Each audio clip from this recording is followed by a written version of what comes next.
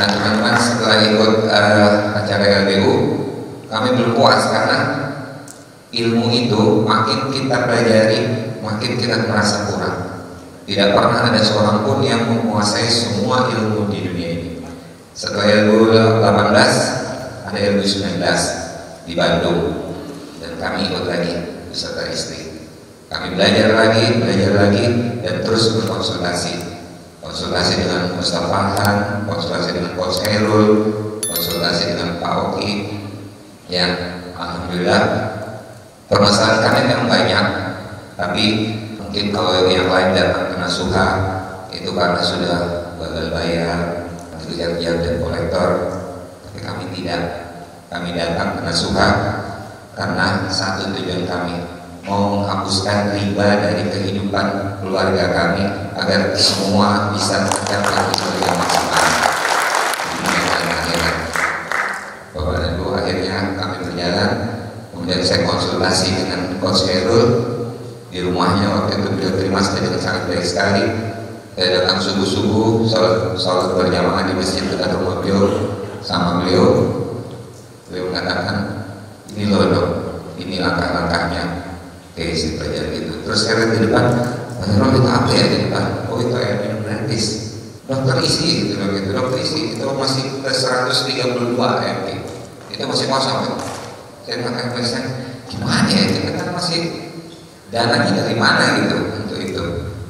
Nah, ini kita pulang, terus saya nggak isi dulu, pulang berdiskusi dengan istri saya itu selalu mendukung saya. Dalam keadaan apapun, dalam keadaan susah, dalam keadaan bahagia, istri saya selalu hadir di sisi saya, menemani saya. Nah, istri saya mengatakan, udah kalau memang itu kita jalanin aja, kita buat aja yang gratis. Terus dari mana dananya? Saya bilang, diniatkan aja, semua yang diniatkan pasti akan jadi. Akhirnya waktu berjalan, kemarin tanggal 23 Agustus itu disaksikan oleh Ustaz Farhan dan Pak Wawan. Air minum gratis di depan klinik kami sudah terwujud dan sudah berjalan sampai sekarang. Alhamdulillah. Bapak dan Ibu, amanah kami memang masih ada, tapi kami sedang berproses untuk menghilangkan semuanya. Insya Allah mohon bantuan dan doanya dari Bapak Ibu sekalian agar kami bisa menyelesaikan di tahun ini juga semuanya. Nah, ada hal yang dulunya tidak pernah saya lakukan, yaitu ketika saya memeriksa pasien saya itu alhamdulillah termasuk tergolong banyak, itu nggak pernah di bawah 50 dalam sehari. Ketika dulu saya itu cuma periksa pasien karena saya pikir membantu orang itu adalah kewajiban, Akhirnya saya nggak pernah menginjak musola masjid. Saya cuma sholatnya paling di tempat praktek. Nah, setelah saya mengenal nasuhan dan saya mendapat arahan juga dari Ustaz Farhan, dan saya coba untuk ke musola setiap jam sholat, setiap duhur, sebelum duhur saya ke musola, sebelum duhur saya ke musola, saya berjamaah di musola. Awalnya nggak ada yang tahu karena memang di rumah sakit itu hampir tidak ada dokter yang sholat berjamaah di musola. Akhirnya setelah saya sholat di situ beberapa kali, setiap saya sholat di situ itu makmum, pasien dan sebagainya itu minta saya jadi imam. Alhamdulillah sampai dengan hari ini saya setiap duhur dan asar menjadi imam di musola tersebut.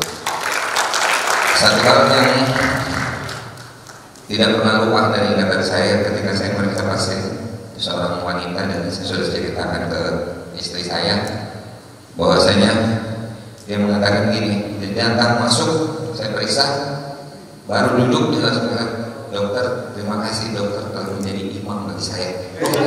Proses kaget, dok ini siapa dok? Gitu. Ternyata maksudnya imam di musola itu. Konotasinya kan lain menjadi imam. Waduh, ini jangan-jangan dokter ada yang lain kata saya. Enggak. Ya, jadi seperti itu. Jadi pasien sekarang sudah tahu bahwasanya setiap jam-jam sholat itu pasti safety, dan mereka pun ikut Nah inilah dengan nasuhah, bukan hanya kita berdakwah secara verbal, tapi berdakwah melalui tindakan. Bayangkan saya meninggalkan praktek saya untuk sholat, diikuti dengan pasien saya. Kalau saya tidak meninggalkan, pasien saya nggak sholat, dia nunggu saya, gitu, tunggu giliran. Nah itulah. Nah alhamdulillah kami diberitahu ada solusi langit dan kami ikut solusi langit. Di LGU 819 kemarin saya mengatakan bahwasanya sama istri saya bahwa suatu saat kita akan berdiri di depan, kita akan berdiri di panggung nasuhah, dan itu terjadi pada hari ini. Pada saat berdiri di sini, terima kasih kepada semua nasuhah, semua pengurus-pengurus nasuhah yang telah membimbing dan membina kami sehingga kami bisa menjadi lebih baik, dan kami berjanji bahwasanya dakwah di nasuhah akan terus kami kembangkan dengan cara kami terus berdakwah mengikuti setiap kegiatan nasuhah, setiap kegiatan apapun di nasuhah itu kami akan coba untuk sosialisasikan, dan kami juga akan terus menerapkan riyadhah dan menerapkan kehidupan Islam di keluarga kami. Dan kembali mohon doanya, kami bercita-cita anak kami yang baru berusia 10 tahun, insya Allah 2 tahun ke depan tamat SD, itu kami mohon doanya agar terbuka hatinya, diberi hidayah agar supaya mau melanjutkan ke pondok pesantren. Ya. Oke, baik, terima kasih. Assalamualaikum warahmatullahi wabarakatuh.